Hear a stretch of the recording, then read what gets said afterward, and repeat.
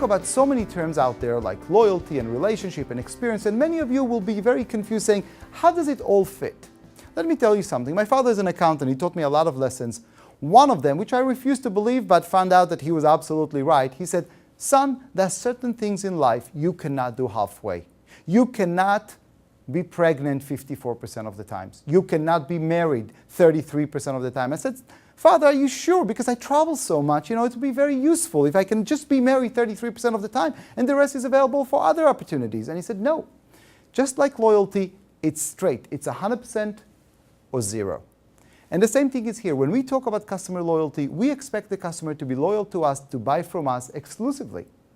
Now, how does customer build loyalty? They build it based on a great relationship that they have with the vendor. How do we build a great relationship? One experience at a time. Every interaction at the call center, at the branch, with a salesperson, with a delivery guy, every experience is a building block.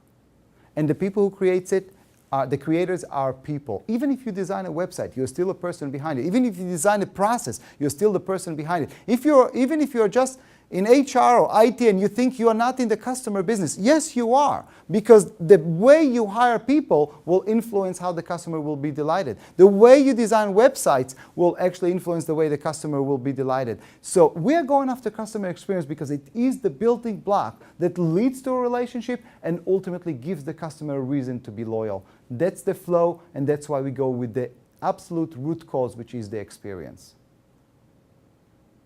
So I had a customer who called me one day and said, Lior, we are celebrating, we just improved the customer experience by 90%.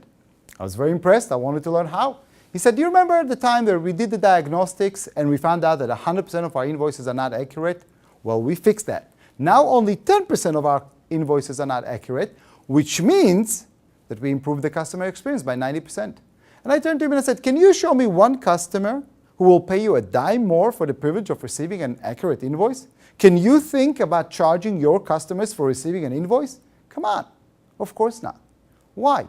Because fixing the invoices is expected. This is what the customer paid. The value proposition that customer paid for included accurate invoices, included spelling their name correctly, included not charging them for something they didn't buy. So what was the challenge? The challenge is the same challenge that we see with every client. They focus on what we call dissatisfiers removal, which is below the parity line, and then they expect some reward for it. And the customer is scratching their head saying, what do you want for that? You just did what I paid you. I mean, you just met my expectations. Your competition has been doing that for years. And the challenge with a lot of organizations is that they're not focusing on experience as a differentiator, but rather as just catching up with the Joneses, just being there at the parity line. Look at the measurements of a lot of organizations. We are focusing on average handling time, average processing time, average sale time. We're in the average business. Who wants to buy from an average company?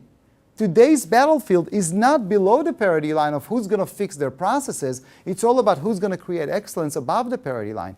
The memorability of experiences is dependent on our ability to focus on above the parity line, not below the parity line when it comes to excellence creation.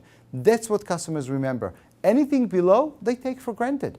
Anything that you do just like your competition, they don't see any value and they don't give you any loyalty for it. So we need to remember that we need to raise our sights above the parity line. Do you need to remove the dissatisfiers? Absolutely.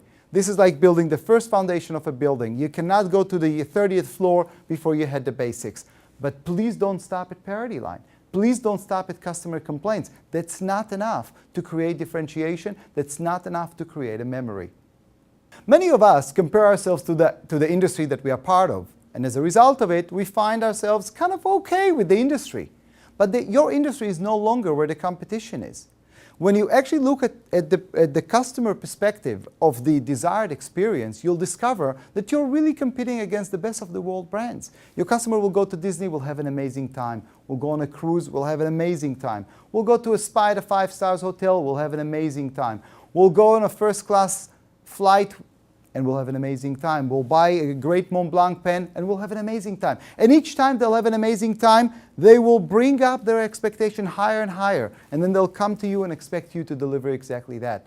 What you need to do is actually ask yourself, who is spoiling my customers? Who is actually pampering my customers to the point that they're giving them authentic, meaningful, personal, exclusive and time-sensitive experiences that are now being reflected back on us. Many of us are looking at it and saying, why is the customer becoming so demanding? Is it just social media? No, it's not. Customers are now comparing us to the best of the world experiences they get everywhere, not just in the industry. And part of the shift to customer centricity and customer experience requires us to look at a broader scope of ecosystem of players that are spoiling our customers and reshaping their expectations and reshaping their standards.